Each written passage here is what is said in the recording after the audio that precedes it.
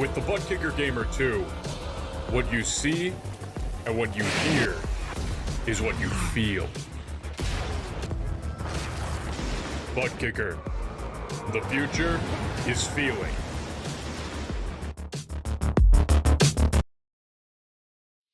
To be the best, one must beat the best.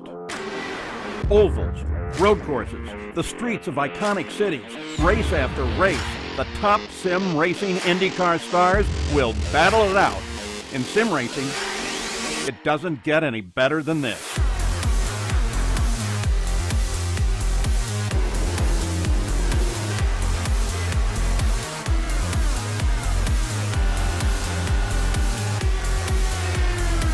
This is their battleground, for the checkered flag, for the glory, for the right to say they are the best.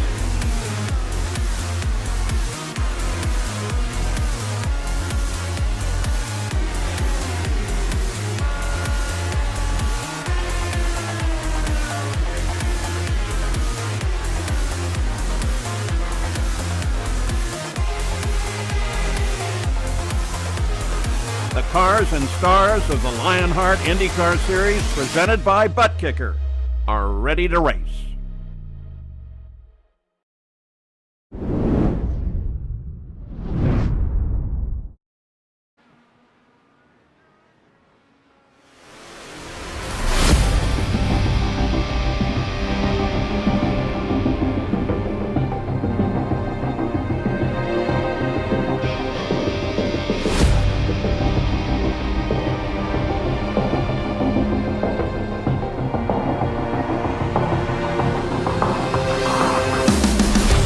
After a thriller in the Chicagoland Speedway, the 2021 Lionheart IndyCar Series heads to Wisconsin. Just 3 races are left to go in the campaign, with 2 road courses on deck for a high-speed, adrenaline-filled double-point showdown. Before we duel on the streets of Detroit, the IR-18s have made the 1-hour drive north of Milwaukee to America's National Park of Speed. This is Road America, and this is the HyperX Grand Prix of Road America. Welcome back to RaceSpot TV for coverage of Round 19 of the Lionheart IndyCar Series. The Lionheart Racing Series is powered by HyperX, makers of premier gaming gear like the legendary ultra-comfortable Cloud line of gaming headsets. Whatever you play, however you play, HyperX knows that we're all gamers. For more information on HyperX products, visit hyperxgaming.com, and don't forget to use the promo code Lionheart15, that's LIONHRT15, for 15% off all orders. My name is Arjuna Kankipati, delighted to be joined today by Lorenzo Bonder. You can follow along with live timing and scoring powered by our partners at ATVO by heading to racebot.tv/Indy. Follow your favorite team and drivers at that link. Just to correct myself as well, it's not round 19. The season has flown on by since we started back in March. We are racing for round 20 in a 22-race calendar. It's time, though, to dive into our Butt Kicker pre-race show. And Lorenzo, before we dive into the nitty-gritty of stuff, how exciting! Road America, final 3 races of the season. Can't wait to see what's going to go on here. Must remember, Adam Blocker, the 3-time Lionheart champion, comes into this race, a 3-time winner at Road America as well. He's looking good to make it 4 in a row in terms of the title. Can he make it 4 in a row on track here at Road America? We're about to find out. It's going to be an interesting one, Arjuna. I think a few talking points have to be mentioned. First, Connor Harrington time is running out. You don't have any more oval tracks anymore, outside of the final round, of course. But if you really want to gain some ground and be closer to Adam Blocker to that final race, you got to capitalize in these 2 races. They are very important. And mathematically, it is possible, hypothetically, that Blocker could win the championship today. There are 180 points maximum on offer heading out of Road America, but it's somewhat unlikely. It would really require some disaster for Blocker. Let's put it that way. I tell you what, though, so excited about what we've got in store for you here today. 31 laps in Road America. And it's been a long season. I said that before. We started back in March, round 20 here today, the beginning of November. So excited about what lies ahead. It will be an off week before we head to the streets of Belle Isle, the Duel at Detroit, and then Auto Club, the double-point, adrenaline-filled thriller to close off our season. Of course, the final of the Triple Crowns as well. Adam Blocker looks to make it 3 of 3. Interesting to note, it's not just him trying to make it 3 of 3. We've also got Mark Cohen in the Lionheart Retro Series trying to do the same. Let's take a look at the driver standings presented by Butt Kicker. Lorenzo mentioned it. Harrington has got to get a move on if he wants to try and keep the title fight open, but it's not really a realistic chance, if we're being honest. It's a mathematical chance of becoming a champion. And we should say, full credit to Connor Harrington, Lorenzo. In any other season, he would be a worthy championship winner. It just so happens that Adam Blocker has been averaging a podium in 2021. There's not much you can do about that. No, you cannot. There's nothing unless you have a miracle store for the final 3 races for you to actually get over there to the promised land. But what Adam Blocker's been doing, I think, is a masterclass of IR18s in this season. I find it hard to see somebody doing just as well as Adam Blocker's been doing in Lionheart history. So I would say this is probably the best season a single driver has ever had in Lionheart history so far, and we're witnessing history as each and every race we go by.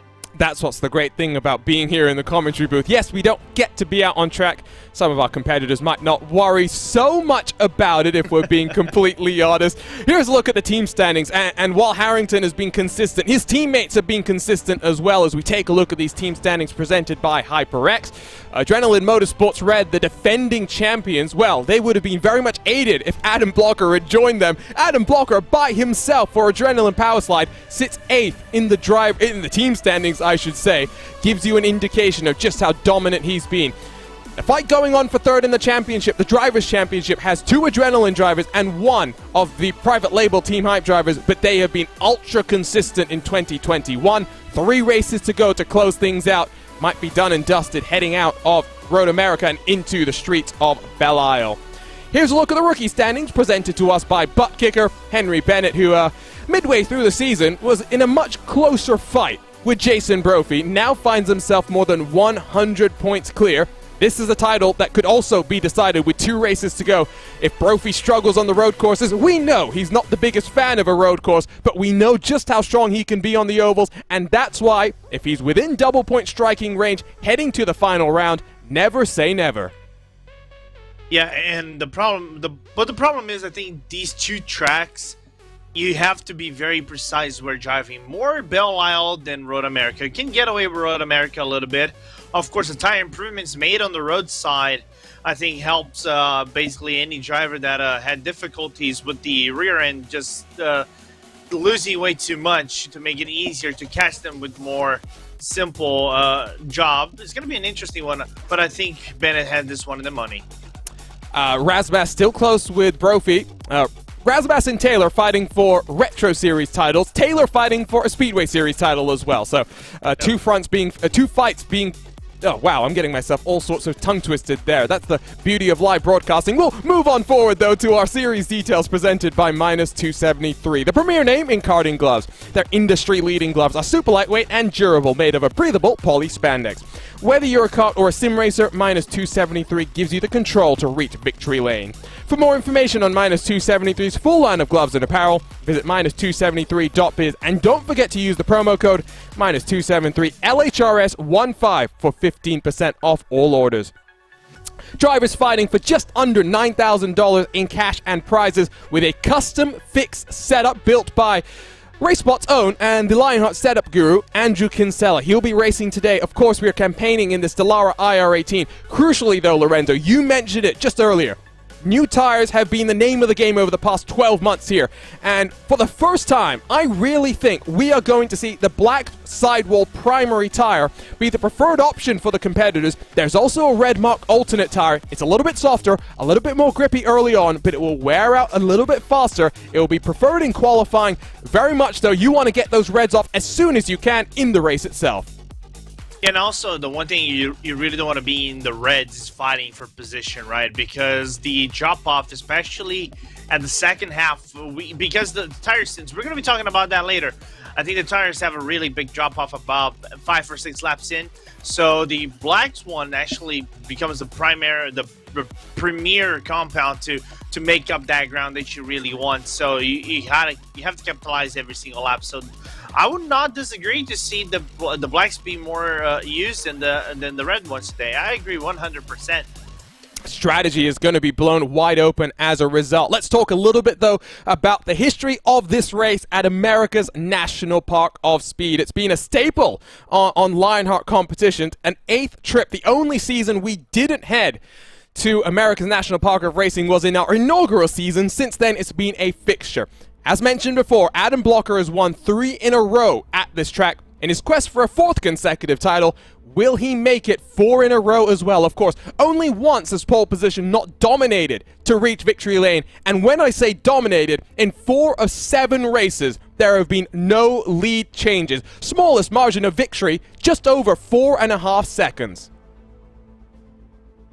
It's insane to think it that way, right, Arjuna? The smallest margin being 4 seconds, then just see other tracks where the difference was 1 second, 2 seconds. So, but the good thing is, I think Adam Blocker today, if he's the favorite, he has drivers that could match him in this race, and I think they are in budget, especially from the private label team Hype. And one guy should be looking forward to break that streak of Blocker might be Phil Krause. That's what I was thinking as well. The Wisconsin native who lives in Appleton, Wisconsin, always quick, and he's been a showcase driver since he debuted just a couple of races ago here in the Lionheart IndyCar Series. Here's a look, though, at our track, just over 4 miles in length. You don't get the indication of the up and down nature. In fact, that's not Road America, is it? Oh, that's the Red Bull Ring, I think. That's what I thought. Unfortunately, a little bit of mix-up there. That's, again, the beauties of live broadcasting. Things don't always go according to your plans. We'll move on, though, and take a look at the pictures of the track. Qualifying underway. Drivers get 10 minutes, the track to themselves, it's not 2 flying laps, excuse me, that's an official race. Here instead, they get 4 flying laps, so plenty of opportunity, but it's on the race fuel setting, so they do have to burn off some fuel, and that's what I think you tend to see here in Lionheart is drivers taking that time to build up the speed onto that final lap and really try and make sure they put in a good qualifying lap time. I tell you what, if we can get the chance, let's see if he's going to be coming across the line to start a lap. It is Andrew Kinsella across the line, the setup wizard. Let's take a lap on board here at Road America. In towards turn number 1, brake as late as you can and use all of the track, both on the inside and then the outside. Be careful not to kick up some grass on the outside as you plunge yourself in towards turn 3. Brake early, get yourself turned in, and roll onto this long back straightaway. One of your primary passing opportunities. Do you need to make sure that you're using the push to pass or push to defend? If you're using it both ways, you need to be very active in using that extra horsepower to push you down the straight. Braking at the 2, you can see Kinsella using the track on the outside to open up the corner and climb his way under the Corvette bridge. Braking just before the bridge and trying not to understeer. There you'll see Kinsella just a little bit more understeer than he would have wanted, and then flat to the floor coming through turn number 7. Hurrying down the hurry downs, it's another downhill braking zone. Have to be careful not to lock the inside left tire as you come under the left-hand 90 degree and under the bridge into the carousel. Couple of different approaches here. You can see Kinsella almost going for the double apex where you run a little bit wide and then cut back in and getting now onto the power and in towards the kink. Maximum commitment, maximum reward. Kinsella doesn't use all of the track there, which is an interesting thing to see, but you will see cars getting wide, maybe a bit of disaster. Into Canada corner, braking at the 3, hard all the way down the gears into first, and careful here not to light up the rear tires. Penultimate corner, Bill Mitchell bend. Watch the curb on the left and the curb on the right. They can give you a little bit of side pod damage. And into the final corner where less is more, because it's a long climb out of the final corner, up the hill and underneath the NTT bridge to set a lap time. Kinsella looks for a 1:46.089, the time to beat. And as he crosses the line, he goes faster. It's a 1:45.503. Does put him up into 15th position. 2 minutes left on the clock. Great to have a little bit of an onboard look there. Connor Harrington has set the benchmark, a 1:44.404. He is joined on the front row by Phil Krause. What were you saying there, Lorenzo? It's been that house of Krause to win. I'm just kidding.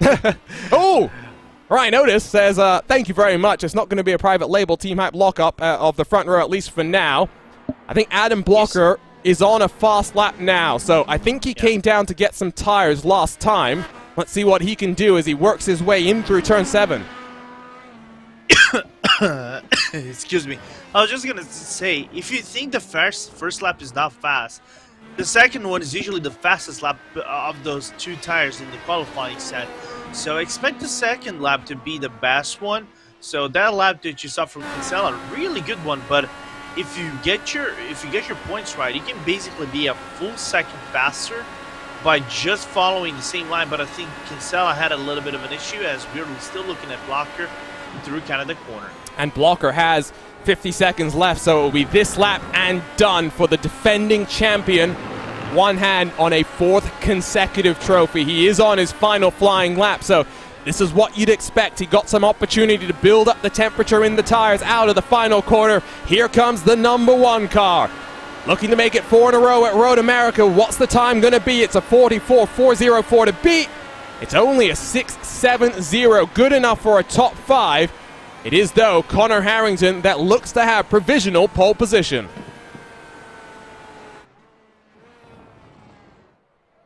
Only 15 seconds left here, Lorenzo. What are you expecting here at Road America then? 27 cars have set qualifying lap times. There are a couple of cars with end-of-line penalties. It's going to be hard work for them to carve their way through the field. It's going to be a hard work, especially if you're in the middle portion of the field. I think in my opinion, if you're in the middle, like P12 to P20, your game is safe fuel. Because I think one of the biggest things here is going to be saving fuel and make it to the end. Well, let's go trackside then in Road America. Round 20 of the Lionheart IndyCar Series is ready to go. 31 laps of flat-out action here in Road America.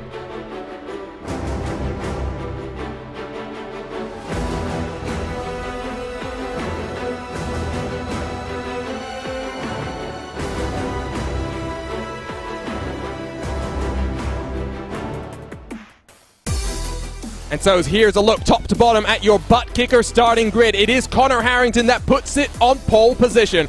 The 44 car, lots of 4s in the time. It's a 1:44.404. Ryan Otis, 2/10 off the pace, matches the time of Philip Kraus for the private label team hype. The Lionheart Retro Series King will start on the outside of the front row. Phil Kraus, Matt Taylor, row number 2. Champion-elect Adam Blocker inside of Chris Fowler. Great qualifying performance for the number 20 machine. With Henry Bennett and Joshua Chin, they came to blows just a couple of rounds ago. They'll be alongside each other 7th and 8th positions. Lionel Kalisto and Adam Frazier 9th and 10th, with James Brandt and Brian Beard on row number 6. Mike Rasmus and Tyler Groff for Graphics LPM 13th and 14th. Jason Brophy in the Rookie of the Year fight has some work to do back in 15th position. He'll be alongside Michael O'Brien. Andrew Kinsella 1.1 seconds off the pace. He'll be alongside Stefan Larkamp.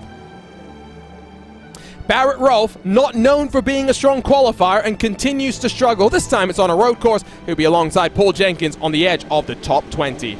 Robert Malechka III will be in 21st alongside Matt Houston in 22nd. Joe Branch in the Coca-Cola machine inside of Alexis Newsom for Factory Backed. Scott Holmes, Ricky Harding 25th and 26th. I believe Scott Holmes has an end-of-line penalty, so he'll drop to the tail end of the grid. Tony Showant, Brian Carey 27th and 28th. Carey has an end-of-line penalty of his own. Plenty of work for the Canadian to do. Aaron Morgan, Luis Gonzalez Nunez, no lap time set there. Neither do Mike Rigney set lap times here today. So we are ready to race in Road America. We have plenty of time to work our way through some of our featured onboards because it's a full pace lap here at Road America. 4 miles. It does mean a little bit of fuel saving will be required for these drivers. With that said, though, let's go ahead and walk you through our featured onboards here today. Andrew Kinsella has the HyperX on board. Whatever you play, however you play, HyperX knows we're all gamers, and HyperX is always ready to game. Henry Bennett has the Carnox on board, makers of the finest esports gaming chairs. We've got your back. Visit carnox.com. With the -273 on board, it's Jade Brandt. -273, the premier naming card in gloves. Visit -273.biz. And Aaron Morgan, who is elected not to take to the start. I wonder if there's technical issues, was meant to have the Espos design on board. Get yourself a racing identity. We'll get word as soon as we can.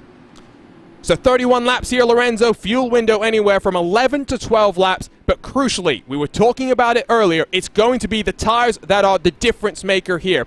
Relatively cool, and I say that because it's mostly cloudy here. So it's 29 to 39 degrees Celsius in terms of air and track temperature.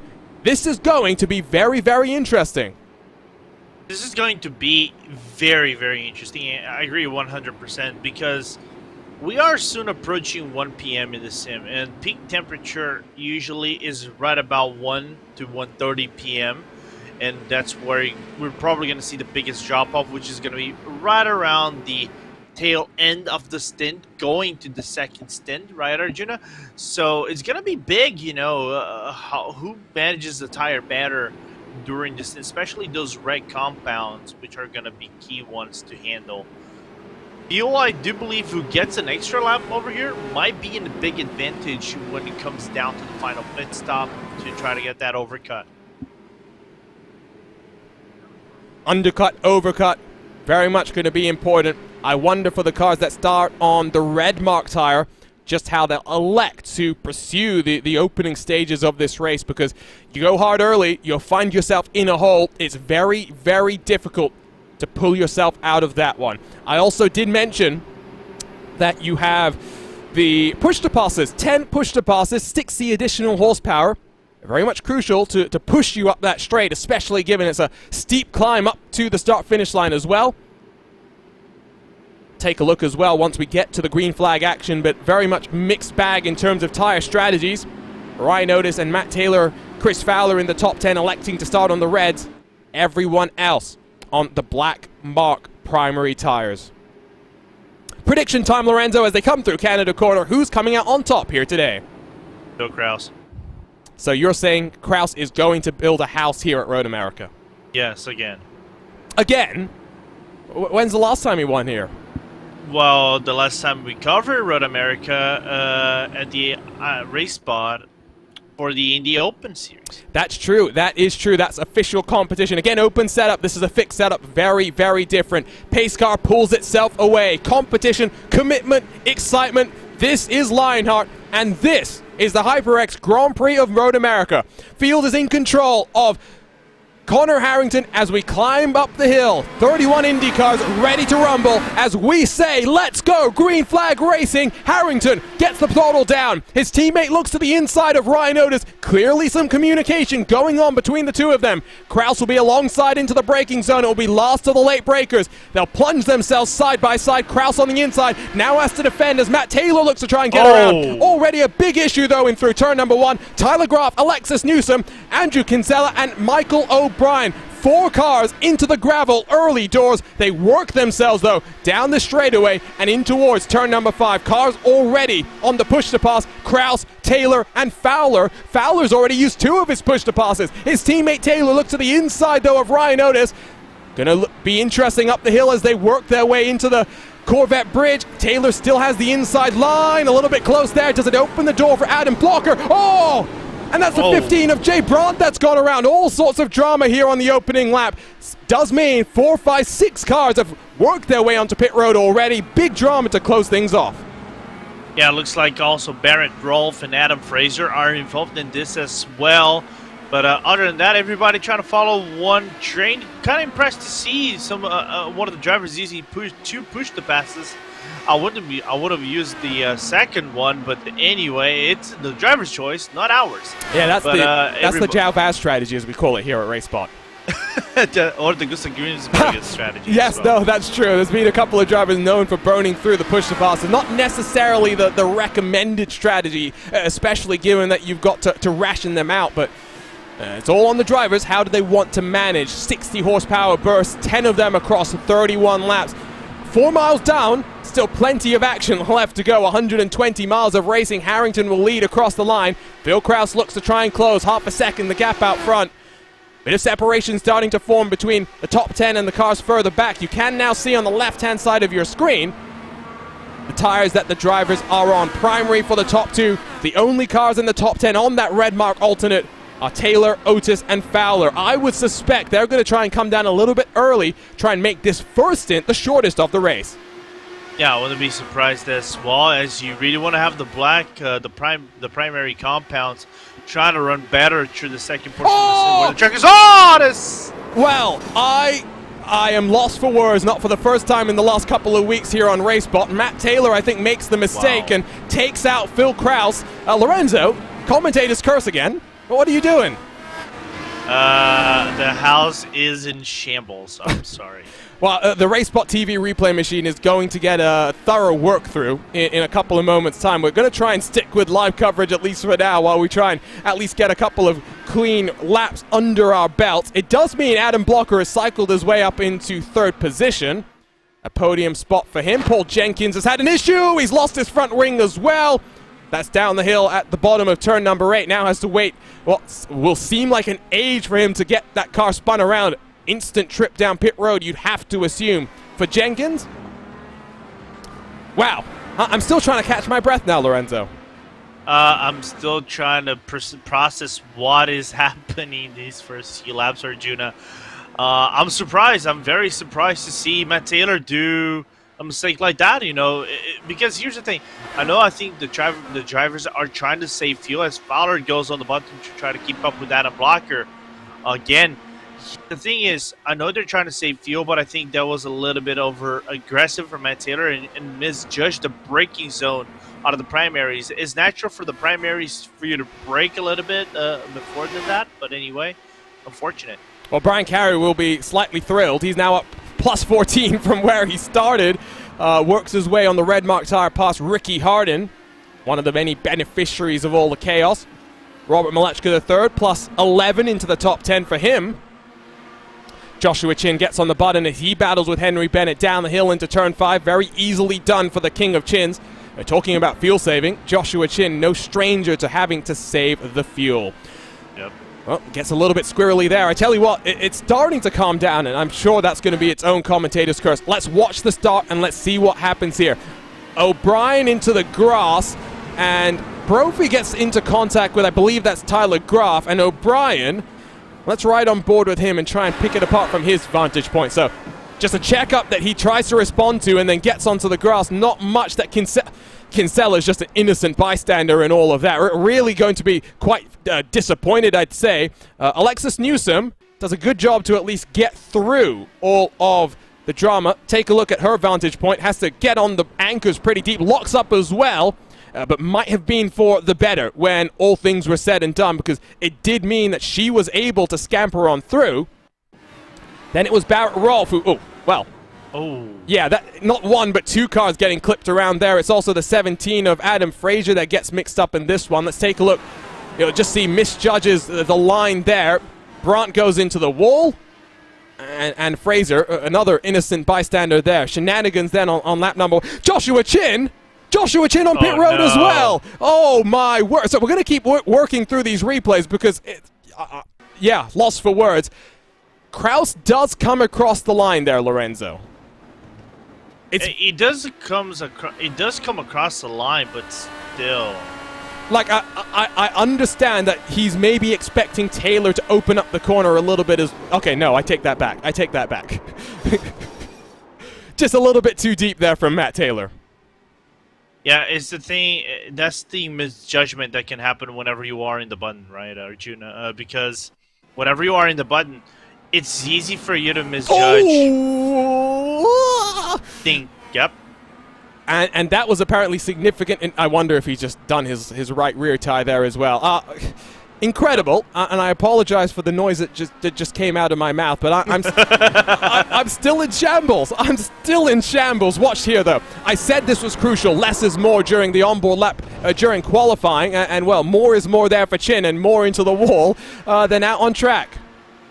Yeah, but it's that thing. Grass is lava here on iRacing. And unfortunately, Joshua clipped the grass, went for a passenger right to the tire barrier, and hit the nose and also the front right suspension. And I think what it did is the front right suspension that might have also damaged the steering rack. And, well, he's done for the day. He's in the pit lane, but that's 1 minute and 30 seconds he has now on pit stall. And already, race control is getting busy. Confirmation, drive-through penalty for the 33 of Barrett Rolfe. I have no doubt that's just going to be the first of many. First of many. Yeah. If I'm Mark Cohen and George Enzaldo right now, give them a race because you're going to be busy. Yeah, no, that's for sure. Great that we've got the race control graphic as well. So we started with 31. I believe we still have 26 out there and running. 27 because Kinsella has rolled himself back out, albeit 2 laps adrift from the field. Jay Brunt also 2 laps down. Barrett Rolfe is 1, along with Joshua Chin, so 1 lap off the lead. Aaron Morgan, his decision, or whether it was technical related or a choice of his own to start on pit road, I don't think he's going to be too disappointed with that one. No, P23. Yeah, I mean, +6 from where he, quote-unquote qualified because he didn't put in a time. Yeah. Which is surprising, though, given the fact that Aaron is a specialist in road courses. I don't like to use the word specialist because Morgan is quite well-rounded, but we have seen him, you're right, be very, very quick on the road courses in particular.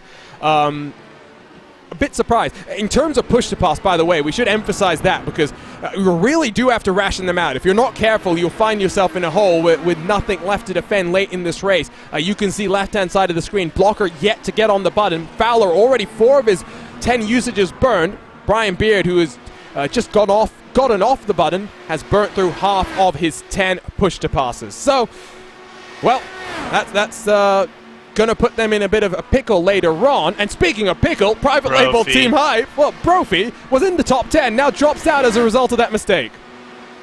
And where is... I'm trying to find Bennett on the track. He's P5, so that's the one thing that Brophy doesn't really want to do. Go in the grass and have a little bit of a spin. It's okay. He makes the mistake a little bit earlier during the corner. It's not on power down like we saw for his private label counterpart Joshua Chin. Oh, a curse of the commentator, I tell you, as we'll rejoin live pictures. Ryan Otis has been passed by Adam Blocker, but now 2.6 seconds back from Harrington. If Blocker wants to win a fourth race in a row here, he's got plenty of work to do, but now got clean track in front of him. It's what you want to see. It's what you want to see, and Blocker's really good on the second half of his stint.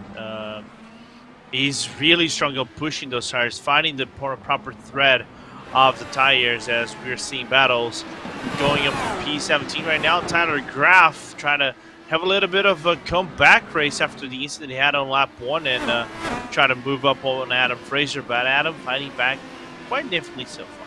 Yeah, no, I mean... And this is another one of the split tire wars. It's red alternates for Fraser. It's black primaries for Tyler Graff. See how all of this shakes out as they work their way through the carousel.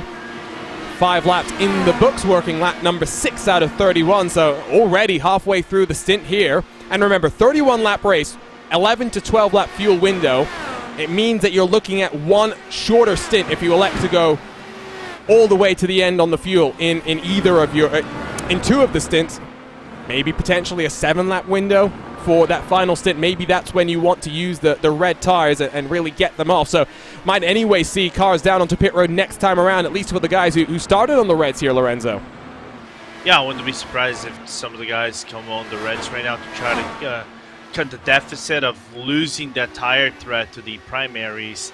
And I'm just going to want to take a quick look right now on the weather. It's 43 degrees Celsius, Arjuna. So, like I expected, it was going to be hotter during the race as it progresses. So, the red tires are going to struggle quite a lot over here. Getting word from race control that they did the worrisome thing. They told everyone to go out there, relax, and have a fun race. Never do that. Rule number 1 of racing. Yeah. Actually, that is rule number 2, because rule number 1 is just say, I'm here for the safety race. No. That's rule number 3. Rule number 1 is never hit your teammate. Oh, that's true. Yes. That is the cardinal rule of racing. If you break that, you are asking for the racing gods to smite you down and to really inflict some pain on you. I think that's to put it mildly.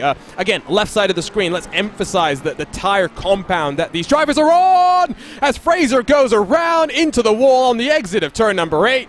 And more damage to a Dallara IR18. There is going to be a hefty bill for these drivers to have to pay come the end of this one. Luckily for him is the front wing, even though the front wing is going to give him massive understeer through the carousel. Gonna lose one more spot. There's Aaron Morgan making the overtake as we're going to look on the replay. What happened? Gets into the gravel. That's what happens. Yeah, I was going to say maybe the car like bottomed out of sorts out of turn number 7, but it doesn't look like it.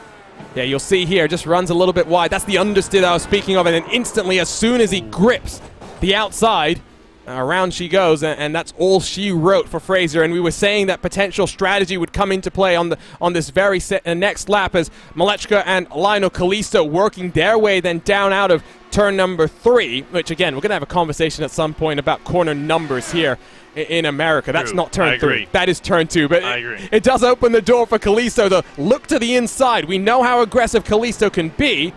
Both of these cars on the black mark primary. Nothing doing there. Great day for Malechka so far. Has worked himself up into the top 7. Might look at his best finish on a road course so far in his young and fledgling Lionheart IndyCar Series campaign. We're talking of pit stops. Brian Carey has elected to make his first stint very, very short, and now will be on the black mark primary tires from here to the end of the race. Yeah, and I think that's the right choice because now track is building up a little bit of heat. Is going to probably maintain for about an hour or 2, and that's where the race will end. And if you can make it about 12 to 13 laps on this compound, and you are able to push the field to its absolute limit, and you can get a lap extra on everybody, so you can undercut, maybe overcut them by a lap or so on the pit stop. That is Giga, as I think Gary moves up 1 spot, but that might be a back marker. I believe that was Matt Taylor, who is still nursing some significant damage. See what happens there. There's a trolley train that has formed behind Luis Gonzalez Nunez, who's having one of his best road course runs of the campaign. I think we're going to be saying that quite a lot here today in terms of the runs that people are going to have just a result of the chaos that we've had early doors. Luis Gonzalez Nunez has Ricky Harden right behind. Alexis Newsom trying to follow her factory-back teammate up through the field. None of these cars on the push to pass just this time around. Newsom again a little bit deep under the brakes, not looking the most comfortable in through turn 1. Yeah, and Nunez trying to find a really good result after I think it was his best result in the season so far. I think it's a top 10 at Chicagoland, which nearly top 5. Fought for top 5 at one point, was close to the leaders, but couldn't capitalize in the end. But nevertheless, a really good race from the Chilean. Yeah, it was top 6, 6th position, I think. So yeah, that's what happened there. Also of note, Aaron Morgan has come down onto pit road and called it quit. So I get the sneaking suspicion there's a technical issue going on there. It's quite similar and analogous to what you get in the real world, right? You'd have an engine drama, misfire, or brakes not working properly. Same thing happens here on the sim. Brakes not working, wheel goes kaput.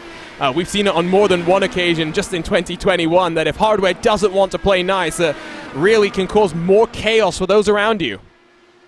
Yeah, I think the king over here of hardware failures, unfortunately, might be Brian Carey. Oh, don't say that. He's going to come after you. Yeah, he's going to... I had to say it. I had to throw that in. Newsom gets past Ricky Harden. Meanwhile, here's the pit stops that I expected a lap or so ago. Ryan Otis up the hill, followed in by Chris Fowler. So their one and only stint on the red mark tires will be in the books. I don't know if I like this strategy, to be completely honest. Brian Beard is also down this time around. Given that, what we're seeing with the track temperature here, Lorenzo, I mean, why not stay out there on the blacks early, and then when the track starts to cool potentially later on in this race, then you get onto the red mark tire? Yeah, maybe for like a 5 or 6 laps towards the end where the reds would be on paper better. I agree 100%. I would have done the same in that strategy. Go for the blacks, and I did have a race where I started in the blacks, and it got better. I think I got like 5 or 6 positions just overtaking them on the track. After that, it just gets so much smoother, and the reds just kind of like even the ground whenever you want to, whenever they have the grip, of course.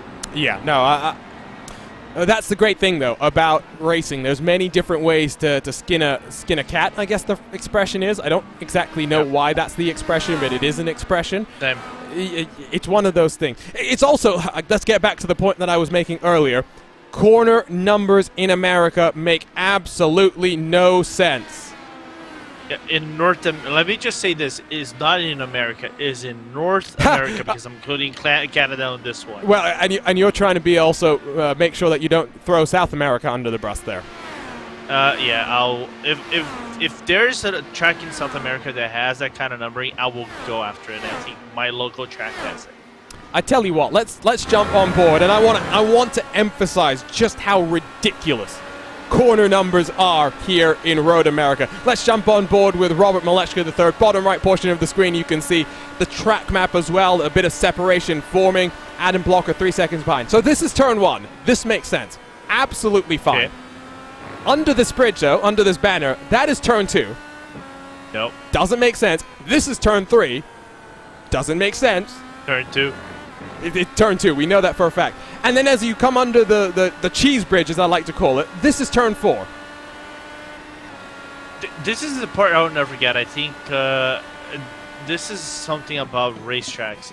Just because you're turning, even if it is 1 degree left or right, as Kalisto apparently has an issue on Larkamp's moves by, it's not a corner. It's not a corner. And people will make the argument that they number them because of the marshal posts. Why isn't that an issue anywhere else in the world? Except, okay, let's not get into this, because then we're going to start talking about Road America. Not Road America, we're at Road America. The Red Bull Ring, yes. And how turn 3 is turn 2. Yeah, I was gonna go into that direction, but you stopped me, and I agree of stopping me right there. The only one that makes sense is, well, I say makes sense. It's hard to make any sense when you're at the Nordschleife, given how fast you're going around that track and how close to disaster you are every single time you go through a corner. That is one track where corner number's not necessarily the worst in the world. Into pit road, though, comes your race leader. Lap 11, Adam Blocker, as I suspected, stays out there for one more lap.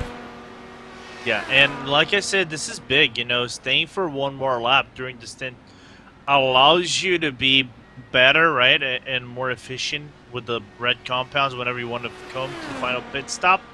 And like we mentioned, the blacks become the better compound during the run.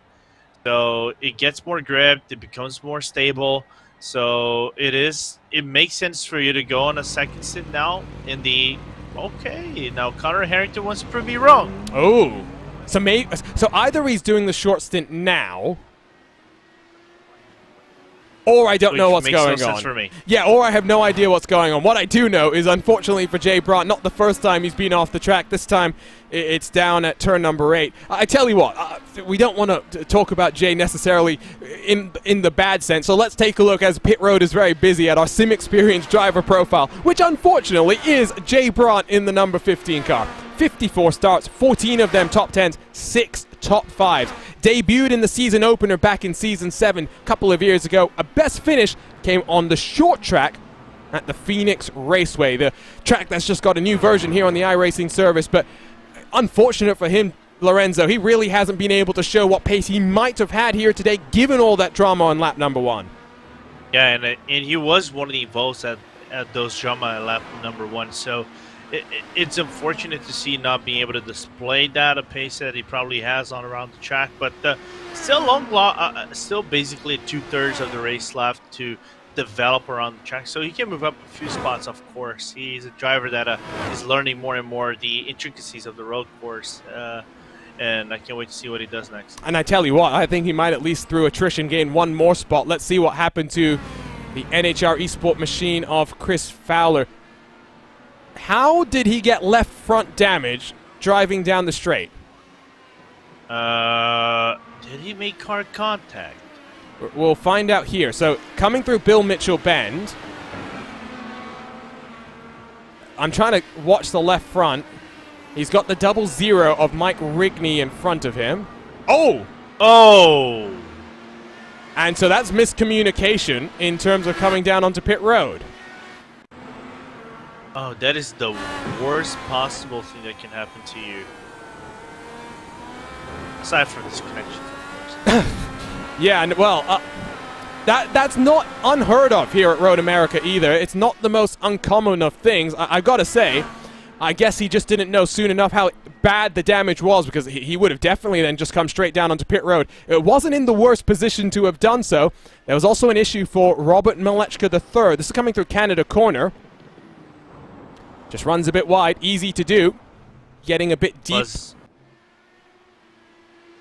yeah, and plus he's on the first lap. Lorenzo! We've got more. What did I do? Not, I don't think you necessarily did anything this time, we should say, because usually it's your fault, but more replays. Sure. More replays. Adam Fraser Adam first. And that's agonizing. The slow roll into the tire wall. Run.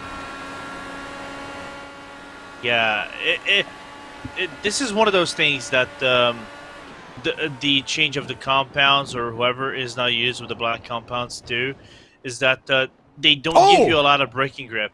Okay, you were wait, 3 cars? Is there an oil spill on the track or something? So watch this. Braun goes in as well. And Matt Taylor follows them. Now Matt Taylor at a bit more speed, we should say. New damage model getting a workout there. Let's watch what happens here. Oh, he just misses the braking zone completely. Just follows those car in. And, well, all 3 cars had to reset themselves back to pit road.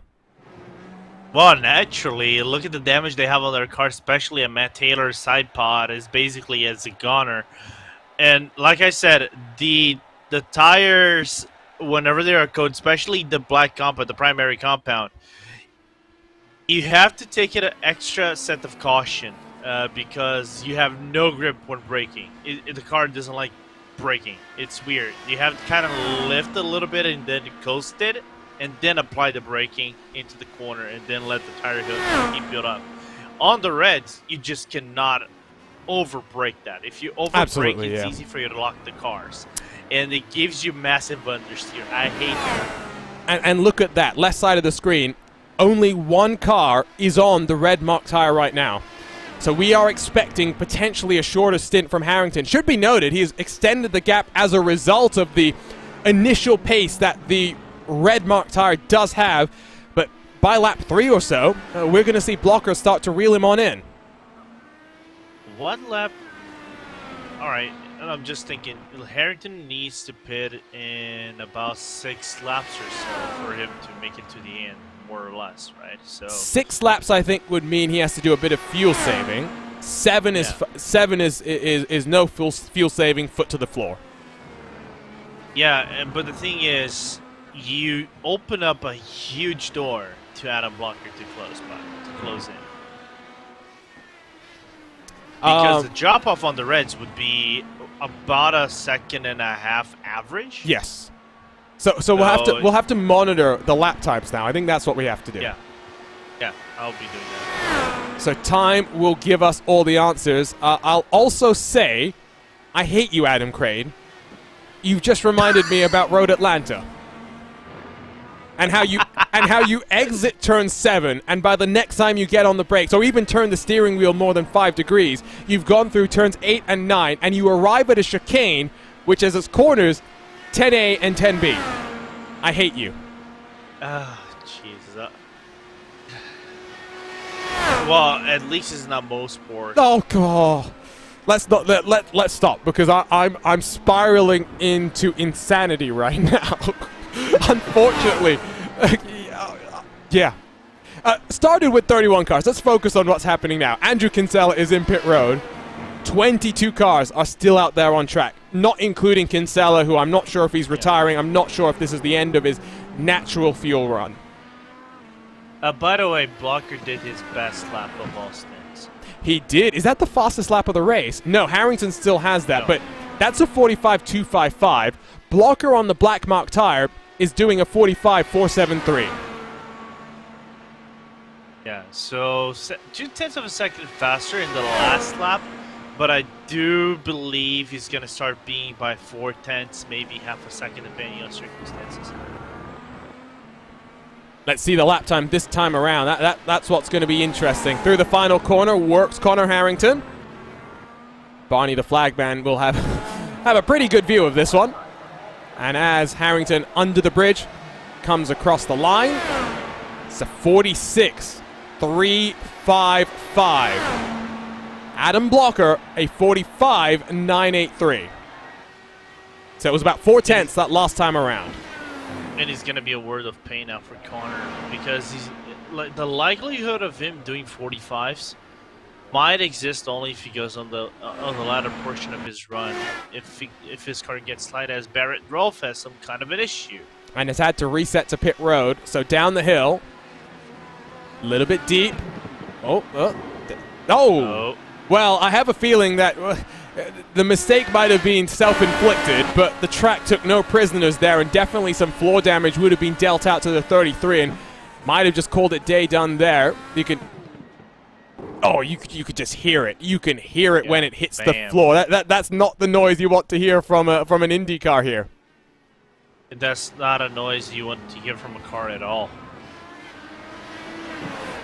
Can you imagine? I'm just reading our YouTube chat right now, Lorenzo. They're talking about rain.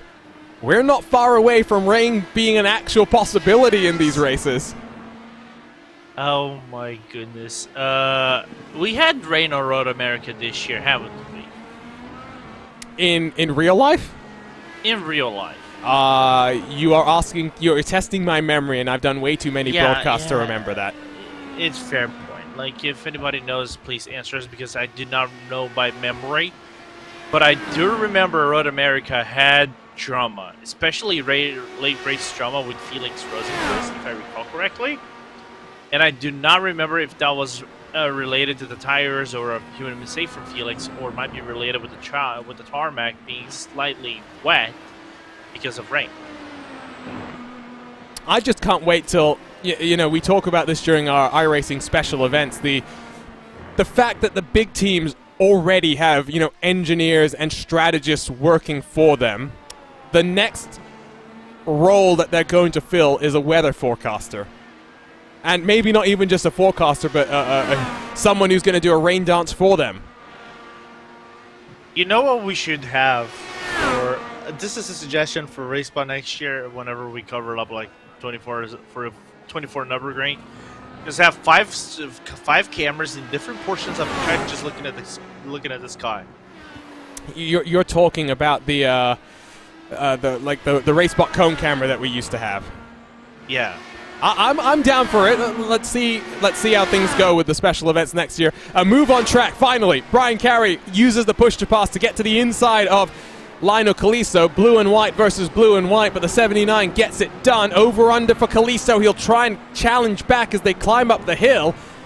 Not going to be able to poke his nose to the inside. Brian Carey up 20 positions. Up 20 positions. Why I do not sound surprised at all? He was not feeling too optimistic coming into this race. I'm teammates with Carey, so I can tell you, Lorenzo, he was asking for what our TeamSpeak address is so he could come and chat to us once his race ended in tears. All right. Well, at least it's not ended. If it ends in tears, will be tears of joy. Don't say that, Lorenzo. Not with your track record of commentators' curses. I forget. Oh man, I forget. Road America is my worst track of the season so far. Road America is your worst track, period, in all of history. Oh man, I did forget that. So yeah, for those who are wondering what we're talking about, ISOWC earlier this year, anytime Lorenzo would talk nice about a driver, they'd end up in the wall. And you know what? I've just realized. I won't cry. You know what I've just realized here, Lorenzo? For Phil Krause, second time. That's the second time. Yeah, second time. Second time he's crashed out here at Road America. And I picked him again. I don't know how you could do that. Phil is going to be writing to you. It's all your fault. Okay, I'll try to counter argue with something that like you should have braked better. I can't wait. I cannot wait to see how this argument goes.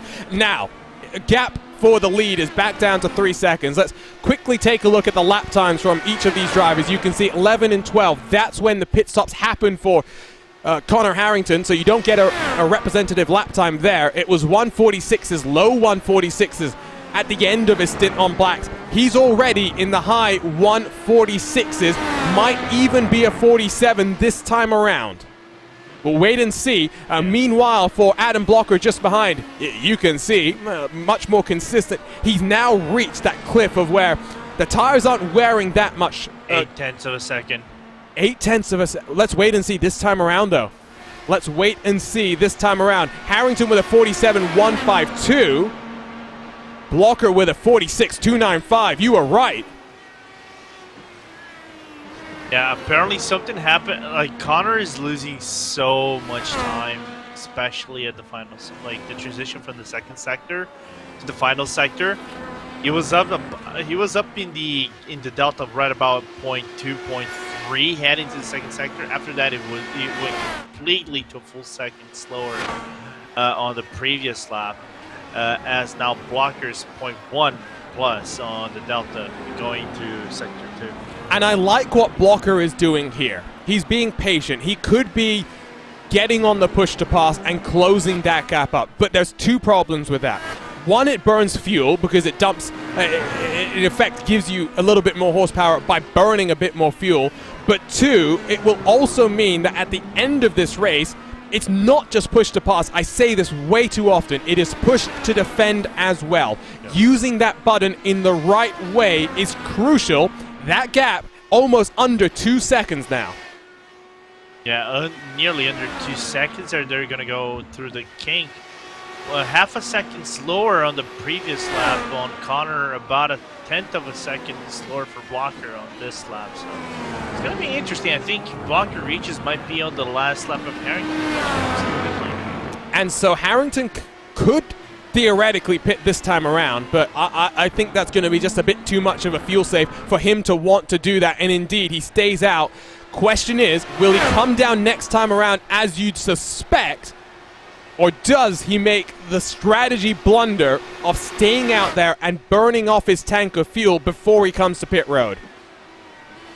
Yeah, it's going to be an interesting one to watch as Harrington does a 47.2, Blocker with a 46.2. So this time it is a full second. It is a full second. Yeah. That gap is going to be 0.4 of a second coming to the line next time around. If Harrington doesn't pit, I am going to be gobsmacked. Brian Carey into pit road. That's what we'd suspect, given that he came down very, very early to get rid of his own red mark alternate tires. The 20 car still on the lead lap, separated by about 75 seconds. Lap traffic not going to be a huge factor you'd suspect, but maybe by the end of it, end of the race I should say, might be a slightly different situation. Luis Gonzalez Nunez and Joe Branch squabbling over 11th and 12th position, with Alexis Newsom in a great spot to watch all the action. Coming down into turn 3 for Branch, he needs to get a good run off the corner because Nunez is looking good on those tires. Branch doesn't get the best of runs. Here comes Luis Gonzalez Nunez. Yeah, as he tries to look on the inside, there's no room to approach from Nunez. He's going to be backed out a little bit, not going to dive at all. Just going to be behind Joe Branch over here. Smart move, you know, you really don't want to over-thread those tires that you have right now. As Connor now last in a second, I told you. Let's see if he does what we'd expect or if he's going to do something different. You have to pit. You have to pit if you ask me this time around. And he is indeed coming down onto the lane. Crucial to not make a mistake on pit entry here because you brake very deep. You do have gravity to assist you as you go up the hill. But it's Harrington onto pit road. It's Blocker back to the point. It's Blocker back to the point. And you know it's going to be key now. It kind of reverse the roles. Now Blocker has a lighter car. He has about 5 or 4 laps extra on fuel to try to make it before the pit stop. As now Harrington absolutely would go on the primaries. It would run towards the end of the race. Is now the gap of where does Blocker is in terms of gap compared to Harrington when he pits. It's a sorry sight. I think that's the only thing I can say. The stricken 22 for Phil Kraus. Ryan Otis also onto the lane this time around. Of course, he started on the red mark alternate tire. Some lap traffic for Connor Harrington. He's fed himself out behind Lionel Callisto. Cannot afford to get caught up behind the 97 machine. Brian Beard, Matt Houston also down onto the lane. Let's watch and see now where this cycles out. Adam Blocker, 8 laps into his run. Should have 4 laps before he makes his final trip down onto pit road. Mike Rasmussen having a good run up front. Mentioned that. Yeah, finds himself behind Henry Bennett, so that gives you an indication. Bennett, we know how quick he is in an IndyCar, and Rasmussen is keeping him honest. Being very honest, both guys are relatively within the same pace, 47 lows all around for both Bennett and Rasmus. And the only thing that has advantage for Bennett, he has a lap extra on overcut against Rasmus. So it's going to be how the British American green of Henry Bennett will try to fend off the number 68 of Rasmus, which I think is probably matching his best result so far, of course, if it ends now in the season in the road. Harrington on the button as he closes on Callisto. That's crucial to try and just get the tires up to temperature and pressure and build his momentum up as well. Can't afford to make a mistake on cold tires. It's oh so easy to do. We'll get the draft from Callisto up the hill. Using the full track on offer. Steep. It is steep. You don't get that sensation unless you are actually here at Road America. We're here virtually, of course, but it's a different thing when you see that in real life. There he goes. Gets on pass very smoothly. Now gets to the task at hand, going quick with clean air in front. 5 seconds clear of the car in front. Stefan Larkamp running in the 5th position. So now, 22 laps to go. More cars onto pit road. Joe Branch in this time around. Mike Rigney came in last time as well, so really pit road increasingly busy. Full tank of fuel, 4 fresh Firestones going on to these machines. We were talking about Razmas. Let's sing the praises of Malechka III as well, because he's up into the top 5. Might cycle down to about... he's going to cycle down to 5th exactly, because only Connor Harrington will cycle up in front of them. But what a drive, plus 17. We were talking about Brian Carey doing a spectacular job to work his way through the field. Malechka III has done the same. Yeah, I've been watching and following and racing Malechka in the official series more and more, and he's been picking up the pace really fast on the road courses. So he's a guy that we should put our eyes on and look more closely. Maybe next season in the iRacing. That's probably going to be a good one to watch. Well, I tell you what, plenty of drama to go till the end. We're going to step away here on RaceSpot TV. Don't go anywhere, though. Pit stops coming up. Closing stages coming up. We're racing in Road America for the HyperX Grand Prix of Road America.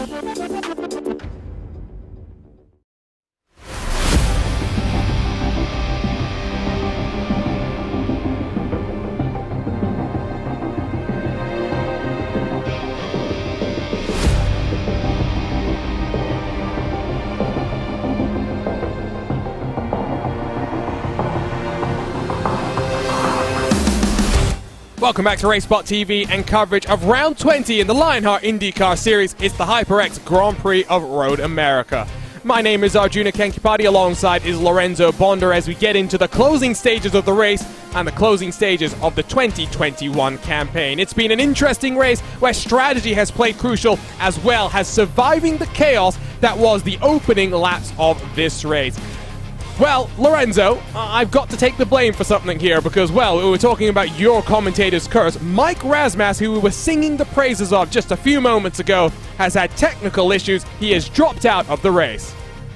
Yeah, but he's coming back. Unfortunately, he's going to be cycled out about a lap or two behind everybody else in the field. It's unfortunate.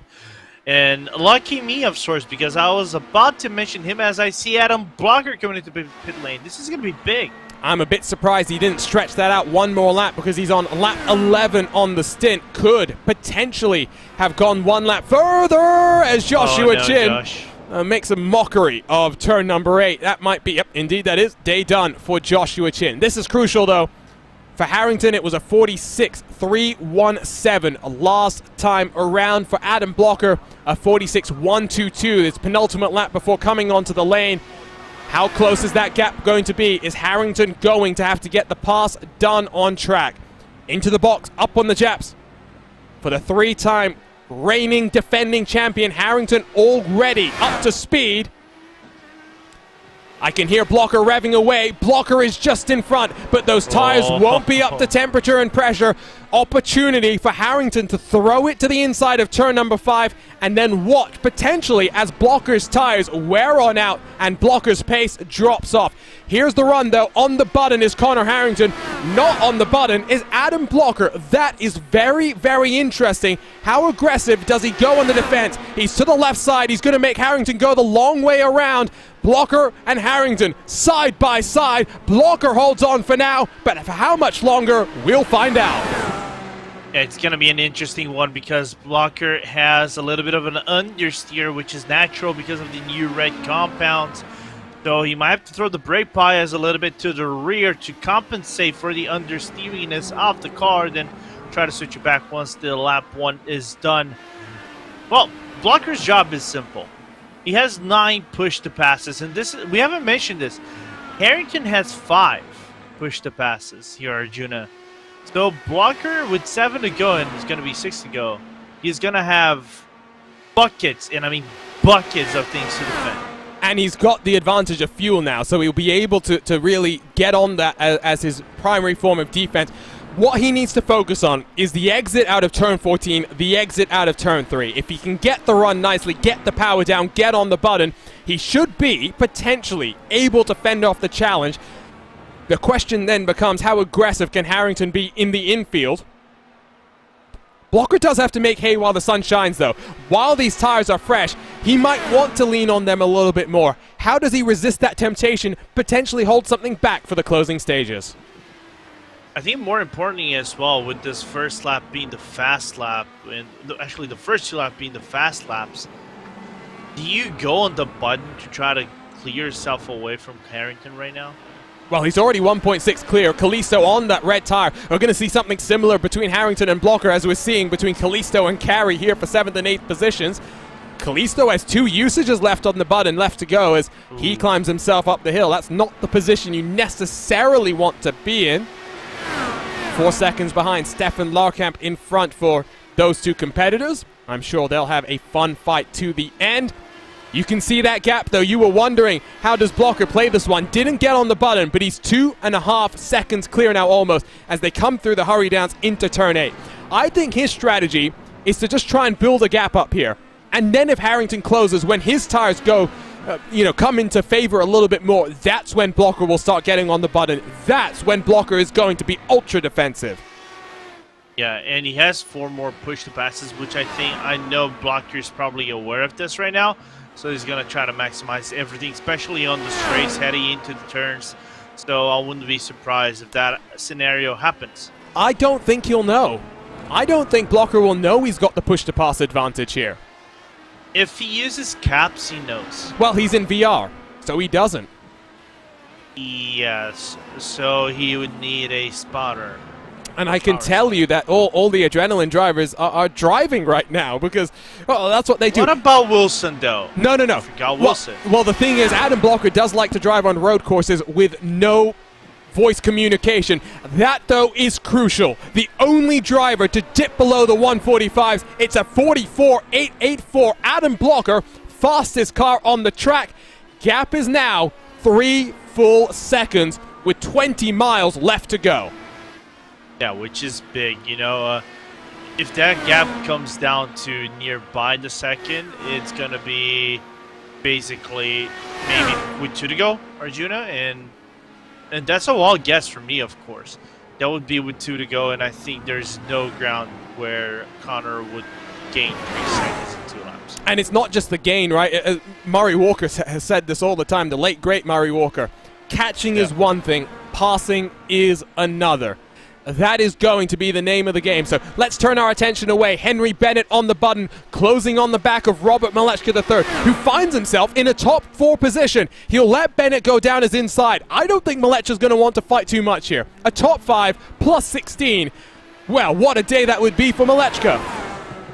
What a day would be for Malechka, and I think more importantly is that Bennett is within the same strategy. But the gap between the both drivers are basically close by, so there is a good chance if Bennett wants and he plays this card right, and if he really wants to be P4, he could go back at Bennett with maybe like 2 to go, 1 to go, where on paper his tires would be better than Bennett's. His best finish on a road course so far is 9th. And that was in his debut at Silverstone for Malechka, so I don't think he's going to force the issue too much. Meanwhile, this gap for the race lead is 4 full seconds. Incredible. Take a look at these track conditions. It hasn't really cooled off as much as one might have suspected.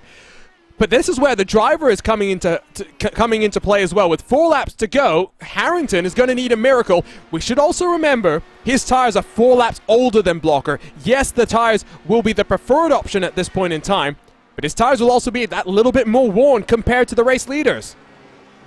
Yeah, he would have the major struggle in comparison of grip to Blocker. So it's going to be tricky. How does Connor negotiate this one? And also, it kind of closes one door on Harrington for the championship, doesn't it? I tell you what, it doesn't completely close it, given they'd be first and second. And we can take a look at the live point situation, top right of your screen. Oh, it's about, quick math here, mental math, 118 points? Yeah. Blocker effectively needs 2 points heading to Road America. Brian Carey on the button and to the inside of Lionel Kalisto down the hill into turn 5. Kalisto almost runs into his right rear corner, but Brian Carey, the Canadian, takes that spot back. Kalisto has burned through all of his push-to passes. Great save. And as that great save is going on, it is almost mathematically confirmed. Yeah. Blocker has basically 2 parade laps, 2 parade races, I should say, to take this title home. Kinsella with the Weasel strategy is the best lap away. Weasel strategy, I like that one. Both Harrington and Blocker using their push to passes now with 6 miles left to go. 3 laps left here in Road America. That gap, 4.5 seconds. Interesting to see that despite the fact that, of course, Blocker is now on to lap 4 on his stint, pace hasn't really dropped off. He's still doing 45.8. Harrington did a 46.4 last time around. It's very hard for you to break the 46s out of the 46s once you're within 9 laps in the stint. You can do 46.1, 46.0, maybe 45 if you got to push the pass and you're pushing the car to its absolute limit. Otherwise, it's all blockers. And I left the points up there in the top right, so you can also see that battle for 3rd in the championship. Because of Chin's misfortune here, he's now actually dropped to 6th in the points. Otis has jumped him. Kinsella is 20 points clear of Ryan Otis in that 95 car. Of course, Otis having a great drive here in that 95 machine. Henry Bennett has built up a bit more of a buffer, but will not be comfortable. 3rd in the championship, plenty to play for. This time around, it will be 2 to go. My eyes aren't deceiving me. That is Tony Schowen, who has been a bit of, how do I say this nicely, an instigator. Not because Tony has necessarily done anything bad, but because lap traffic has always been a factor when it's Tony Schowen on the road courses. He's made some contact with the private label Team Hype guys. It's not like he's made life particularly easy for his adrenaline teammates either. I'm not trying to throw Tony under the bus here because I've no doubt I'm going to hear some messages. But take a look at this. He had the opportunity to lift off into turn 1 and let Blocker through. Didn't do so, and now cost him a bit of time. And in fact, cost him a bit more time there. Yeah, it is a marginal. Actually, to be very honest, it's a marginal time loss because if Adam Blocker lost anything, that is Gonzalez Nunez up the track. Unfortunately, I think that's on the carousel. It is, and it's not the first off track that he's had in the last 5 minutes or so. This was the first in towards Canada corner. We saw Malechka the third do that. Good car control. Joe Pranch squeaks on through down the inside. That was for 12th position. This is the most recent one. Oh, just a little bit wide on the entry and sucks him off into the gravel. Such an easy mistake to do at a race like this, which is fairly long in its nature and can cause some mental fatigue, and you zone out there. Yeah, and another thing is, depending on how you are pushing with the red compounds, and setup aided as well, it is a little bit reary. The car, of course, the tire improvements made it so much better so you can catch those backslides you get on the car. If you had that on the Road America with the previous iteration, 99.9% you would actually go into the wall, maybe go into the moon or something like that. But in this one, you can kind of catch it, and I think Blocker did had a little bit of an issue kind of the corner, ran too wide apparently. I think he's okay. That gap is still 4+ seconds. So with 4 miles to go, Blocker has 4 push-to-passes left. Unless the iRacing gods decide to smite him down, it will be 4 in a row for Adam Blocker. This time, Barney, the flagman, has the flag in his hand. You can see vigorously waving it as well. It's going to be interesting to talk to him in victory lane here, Lorenzo, because it could have gone either way on the strategy. Going to the Reds in the middle of the race, I don't necessarily disagree with that call, but it was the way that Blocker drove, the way that he responded to the call, that put him in this position. And even though qualifying didn't go his way, once more, Blocker is going to come out on top. Yeah, Blocker's going to come out on top, the king of Road America, and then he has to bail out with the golden chance of winning the championship. Well, it's the thing, you know, he's very strong with the primaries in his second portion of the stint. Harrington did his best. Let's not take away the strategy. I think it was a bold strategy as Brophy gets overtaken by Brian Beard going to turn number 1. But the master drive, especially with the primaries of Blocker, it has to be mentioned and praised a lot. It's hard to give enough praise to the season that has been 2021 and for Adam Blocker. An average finish of a podium. A top 5 streak that dates back to September of last year. 2 races to go. Last time Lionheart went to Belle Isle, Blocker won both of the races at the Jewel in Detroit. He has firmly got one hand on the championship. And as Blocker rounds the final corner, he'll make it 4 wins in a row at Road America, looking for his 4th consecutive title in the Lionheart IndyCar Series. Adam Blocker wins once more, a dominant race once he got to the front. He put himself in the right position thanks to strategy, and from there didn't look back, dominated the last 7 laps. In any other season, Connor Harrington would be a worthy champion. But when you have the Lionheart King at the front, there's not much you can do to stop the dominant charge of Adam Blocker. No, not at all. What a dominant effort from Adam Blocker. Harrington tried his best. Everybody tried their best, but just couldn't come out on top. Ryan Otis will finish 3rd place. I think that might be his best position in the road in this season so far. So a great drive from the 95 driver. Harry Bennett comes 4th. And Malechka with his best result in the road, coming out with the top 5 result. Incredible race. Road America, it was a bit chaotic at the start. I think that's the best way to put it, Lorenzo. Chaotic, but Yeah. once it got going, it really started to get intriguing. That's what we love about road course racing. The multiple tire strategies, the multiple fuel strategies, and push to pass, that always means passes are possible at a track like Road America. Yeah, I think also given the fact that we got 31 laps over here, kind of shuffles the strategies a little bit, and what do you want to play with in the tires in comparison to what would you normally do at a Mosport or Belle Isle. So it's going to be a very interesting duel in the streets of Detroit. I am 100% sure about that. Adam Blocker, like I said, victorious in both races in Season 7. He's led every single lap in Detroit. Championship very much could be crowned when we head to Detroit. Blocker as well, now a Detroit native, has moved there as part of his responsibilities with Ilmore as a trackside engineer in the NTT IndyCar Series. It's going to be questionable if Blocker can make it 5 in a row with those real-world responsibilities next year. But that's for next year. For now, Blocker burns the house down. A very well-earned victory here in Road America in Elkhart Lake. Also, there's one thing to mention. I think with this win, it kind of seals the deal. He becomes the road champion. Because we do have road standings and oval standings. It should indeed. We'll take a look at that potentially in the post-race. It is Adam Blocker's 31st career victory in the Lionheart IndyCar Series. 97 starts, 31 wins. Incredible. 4 seconds clear of Connor Harrington as we take a look at the Carnox race results.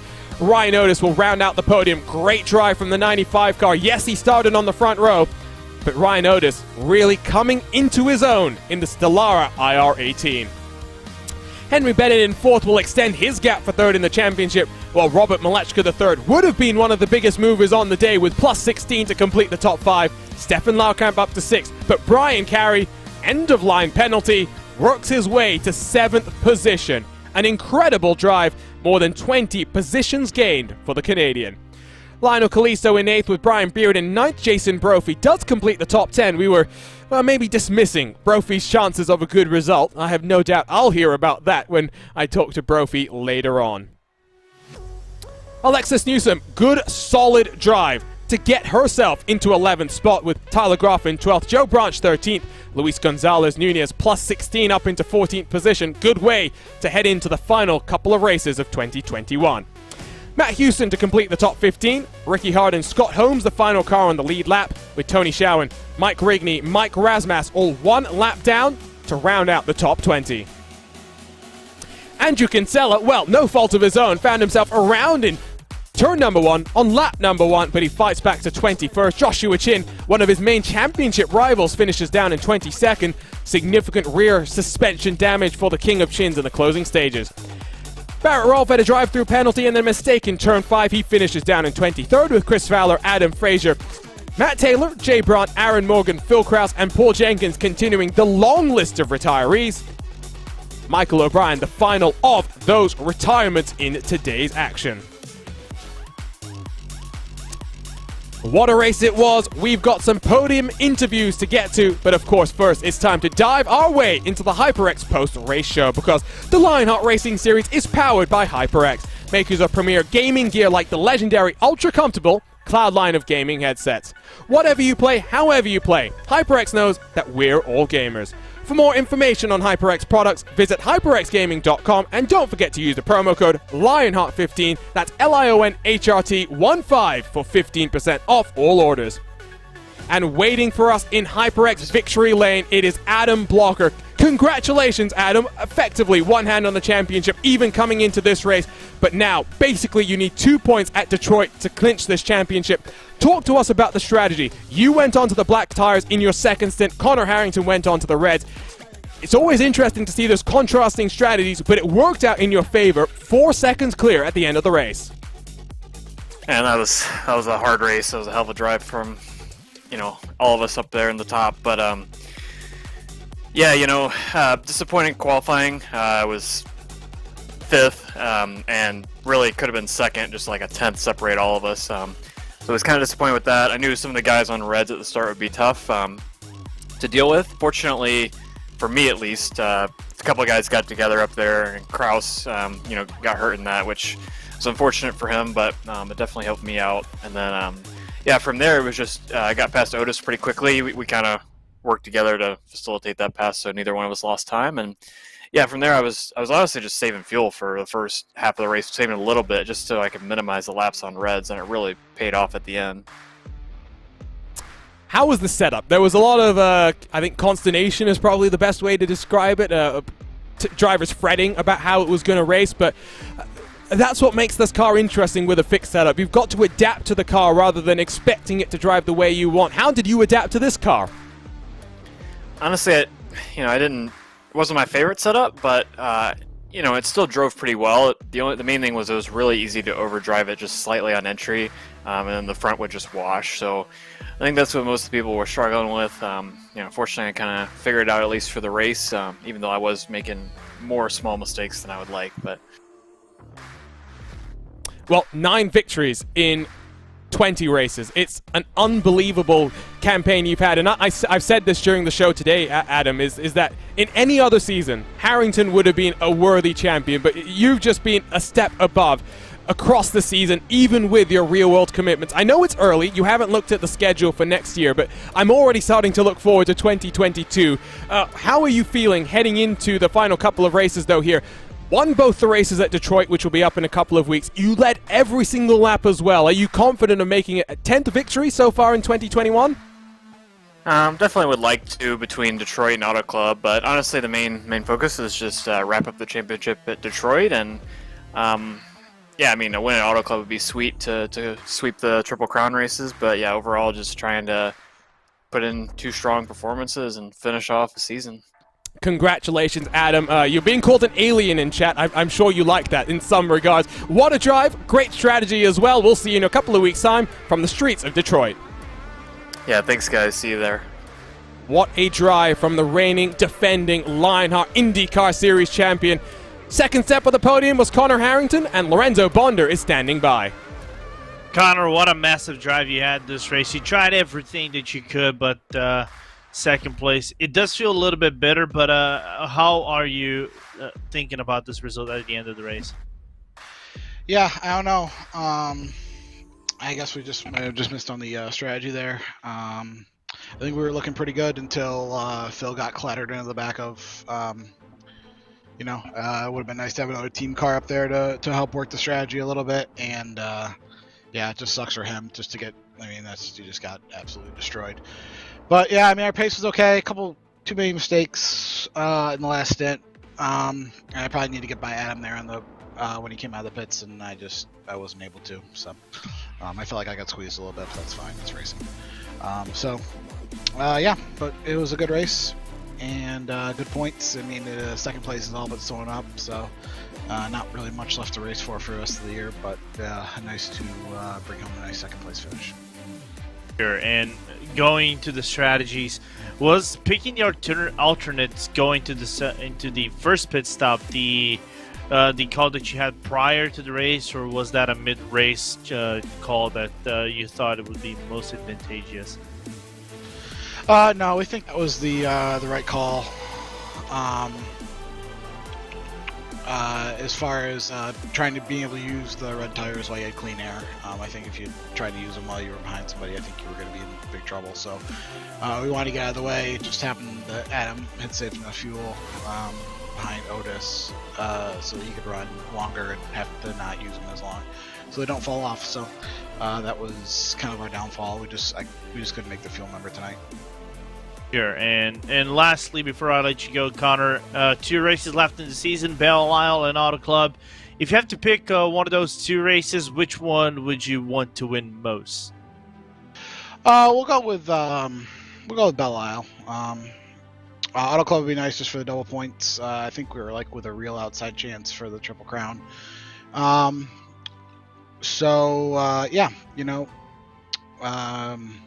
It is 2 races left. We're in a good place for points. And yeah,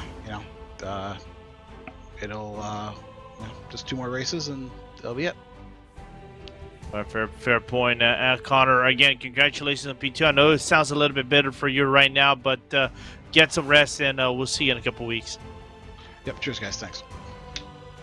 So that was Connor Harrington. Final step of the podium, it was the Lionheart Retro Series champion in 2020. It was Ryan Otis with one of his better drives on the road courses here in 2021. Ryan, talk to us about that race. And there was lots of chaos, and you took a bit of advantage with that after Phil Kraus, for example, got kind of taken out there. You got swarmed on the start. Just how difficult was that to try and time the run? Harrington, of course, would have been in communication with Phil Kraus. Very difficult for you to get the launch that you would have wanted.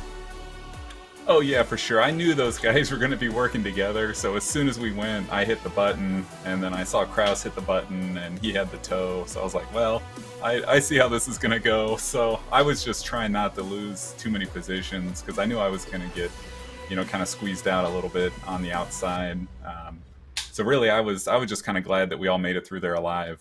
I know those, Kraus and those guys kind of got tangled up a little bit later, but at least that first few corners there worked out pretty clean. So that was all right. You've been pretty strong here in the road courses. Talk to us about how you've migrated. Lotus 79, very, very different to this Dallara IRA team. I think back to your second place at Mid-Ohio, the fantastic drive that you had at Phillip Island as well, when you took the pole position, and for a time, it did look as though you were going to come out on top. What do you have to do, other than maybe not have Adam Blocker in the field, to take that elusive victory, though? Oh, man. Adam Blocker is just on another planet. His driving and strategy and racecraft has been really pretty otherworldly. So that's a tall order there. I feel like I've had a few good drives. Even here, I felt like I had okay pace, overall. But when we kind of settled into the race, it was pretty apparent that I was, a couple tenths off Connor and Adam, and a couple tenths faster than the guys behind me. So I just kind of drove the race out where I was.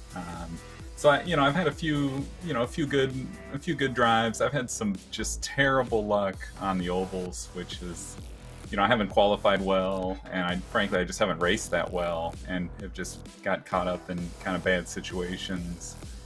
So that's definitely something I need to focus on.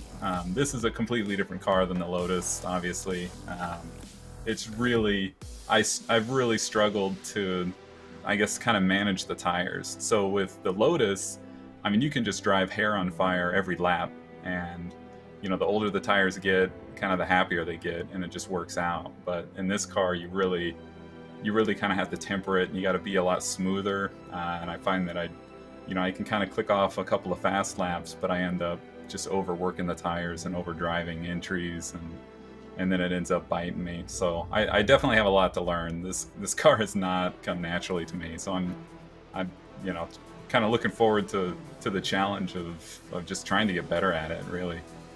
Well, I can tell you currently sit second in the Road Championship with one race left to go. What are you thinking about the streets of Belle Isle? We've, of course, had a street race already in 2021, but I personally find Long Beach and Detroit very, very different in their nature. How confident are you heading to the very bumpy Belle Isle? Oh, on a scale from 1 to 10, I'd give myself like a 0, because I actually haven't even bought the track yet. I really need to do some homework and figure out what to do there. So that's my confidence is low, but I'm kind of looking forward to it. I think it'll be fun. Well, congratulations, Ryan. Great drive here today, and I'm sure that victory is not too far away. We'll see you in a couple of weeks then at the track that you will surely be buying very, very soon. Yeah, for sure. Thank you. So that was Ryan Otis' final step of the podium. And Lorenzo, I'm still a little bit in shock right now as to that entire race and to the way it played out as well, because dramatic, chaotic, so many superlatives that you could throw at it. But ultimately, Adam Blocker, inevitable. I think we're going to use a Thanos turn here. He is inevitable. 4 victories in a row as he tries to make it 4 championships in a row.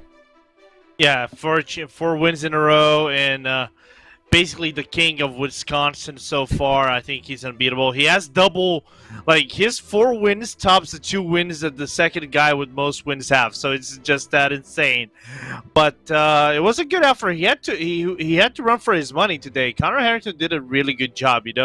Maybe some things here and there with the strategy might have affected the way towards blocker, but at the end of the day, the number 1 car from Adrenaline Power Slide just reigns supreme.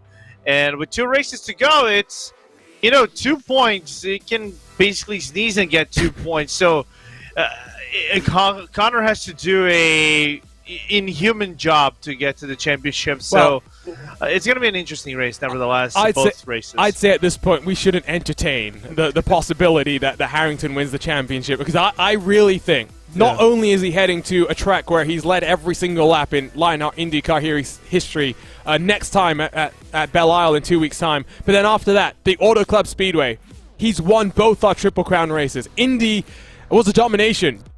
Michigan, not dominant, but he stole it at the line. Dramatic race there as well. It's been an incredible season for him. Incredible season across the board as well. Ups and downs, just twists and turns. So many stories yet to be written. Let's talk about the series schedule very briefly one more time before we wrap up, because as mentioned, 2 weeks till we head to Belle Isle, and then 2 more weeks after that. The final race of the campaign, double point in a high-speed, adrenaline-filled affair from the Auto Club Speedway. And you know what I like about Belle Isle? Because it is a street track and it has some similarities to what we saw at Long Beach. No runoff areas, barely any runoff areas, right, Arjuna? So any mistake is fatal. And so don't count out Connor Harrington, because the one mistake that can happen to Adam Blocker, he's back in the game. He finishes the car, he's back in the game. So it's going to be a very wild ride. And then Auto Club, it's all men by itself. There is no play, there is no driver's plates. It's going to be an interesting final race of the season to watch. Yeah, I think that's going to be a race where it's very much every man for himself. How do you adapt to what we have then at the Auto Club Speedway in Fontana? A high-speed affair, as mentioned, that is going to be incredible. Well, it's time to say goodbye then from America's National Park of Speed. But before we wrap things up, as always, we like to take the time to thank those who make all of this possible. For sim racers, the Butt Kicker Gamer 2 or Simulation Kit adds the missing driver-to-car connection, bringing more realism to your sessions. By accurately responding to in-game audio, you can feel the track like never before, providing increased vehicle handling and faster lap times. Are you ready for the most immersive experience in sim racing? For more information, visit thebuttkicker.com, and don't forget to use the promo code LION2021 for 20% off all orders. The Lionheart Racing Series is powered by HyperX, makers of premier gaming gear like the legendary ultra-comfortable Cloud line of gaming headsets. Whatever you play, however you play, HyperX knows that we're all gamers. For more information on HyperX products, visit hyperxgaming.com, and don't forget to use the promo code LIONHEART15, that's LIONHRT15 for 15% off all orders. The Sim Experience AccuForce Pro V2 is the premier professional racing steering system. The key to its incredible realism is the groundbreaking direct drive motor control unit, providing a driving experience that's second only to the real thing. For more information on the entire Sim Experience ecosystem, visit simexperience.com. Minus 273 is the premier name in karting gloves. Their industry-leading gloves are super lightweight and durable, made of a breathable poly spandex. Whether you're a kart or a sim racer, Minus 273 gives you the control to reach victory lane. For more information on Minus 273's full line of gloves and apparel, visit minus273.biz, and don't forget to use the promo code Minus273LHRS15 for 15% off all orders. Looking for entertaining sim racing content? Look no further than the DMLC Racing channel. Follow former Lionheart Retro Series Driver of the Year Mark Cohn's racing escapades as he battles for wins and avoids wrecks with cat-like reflexes, all while providing commentary sure to make you laugh, cry, or both. Follow along by subscribing to the DMLC Racing channel on YouTube and like his Facebook page at the DMLC Racing channel. And it's not just them, but so many more that make all of this possible. To learn more about the partners of the Lionheart Racing Series, visit LionheartRacingSeries.com, where you can also find out more information about the 3 competitions the Lionheart sanctioning body puts on. Well, it's going to be a long wait until we head to the streets of Belle Isle for our duel in Detroit. But if you're looking for more Lionheart action, make sure to keep up to date with the latest in the Lionheart series on social media. Follow them across Twitter, Facebook, and Instagram. For all your esports needs, ESTV has you covered. Follow them at the same channels, Twitter, Instagram, and Facebook. For sim racing action, RaceBot TV has you covered. Subscribe to us by hitting the red button and the bell next to it to get notified every single time we go live with the great sim racing series that we get to cover. Plenty more Lionheart action to come next week. The Lionheart Retro Series breaks out the Lotus 79s on the streets of Long Beach. What a race that promises to be. Just a couple of more races left as the Lotus 79 Championship hangs in the balance with Matt Taylor ready to take a championship. For now, though, from Wisconsin, from Road America, for the entire team at RaceBot TV, for Dougie Beard providing our cameras, for Lorenzo Bonder, my co-commentator, my name is Arjuna Kankipati. Adam Blocker is inevitable. 4 wins on the trot here in Wisconsin. He's got one hand on his 4th consecutive Lionheart IndyCar Series title. We'll see you in 2 weeks' time from the streets of Belle Isle. Until then, though, so long and goodbye.